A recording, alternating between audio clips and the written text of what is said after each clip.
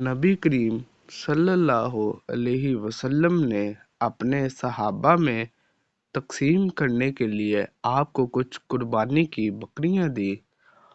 انہوں نے انہیں تقسیم کیا، پھر 1 سال سے کم کا ایک بچہ بچ گیا تو انہوں نے نبی کریم صلی اللہ علیہ وسلم سے اس کا تذکرہ کیا۔ ان حضرت صلی اللہ علیہ وسلم نے فرمایا کہ اس کی قربانی تم کر لو۔ مقام صرف میں رسول اللہ صلی اللہ علیہ وسلم میرے پاس تشریف لائے اور میں رو رہی تھی تو ان حضرت صلی اللہ علیہ وسلم نے فرمایا، کیا بات ہے، کیا تمہیں حیض آ گیا ہے؟ میں نے عرض کیا، جی ہاں۔